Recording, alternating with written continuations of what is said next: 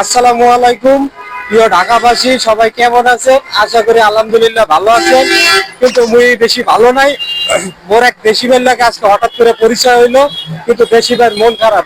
তো দেরি না করে আমি এখন আমার দেশি ভাইয়ের কাছে জানতে চাবো যে তার আসলে মন খারাপের কারণ কি।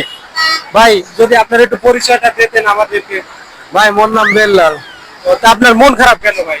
মন খারাপ করার আর কি কমু ভাই, মোর বউ কইছিল তো একটা পাঞ্জাবি কিনে লই দিতে। এত কিন্তু তো গেছি পাঞ্জাবি, তো মোর বাজেট আছে যে ওই 800-900 মধ্যে একটা পাঞ্জাবি কিনবো।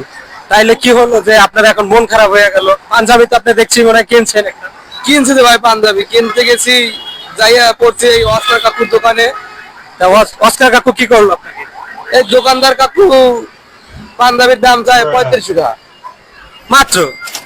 ভাই। আমি এখন মাত্র এই তো মুই দিতে পারি না, মোর তো পকেটে এইটাও নাই যে মুই একটা পাঞ্জাবি কিনবো।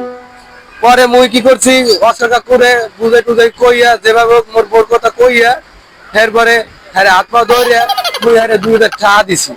হ্যাঁ এইটা মানছে যে 2000 টাকা দিছি, সব কই টুয়ে দিছি। যাই হোক, 2000 টাকা তো দিছি, কিন্তু মোর পকেটের কাছে ফাঁকা হইয়া, মোর বউ তো পাঞ্জাবি ছাড়া মোর ঘরে ঢুকতে দেবে না।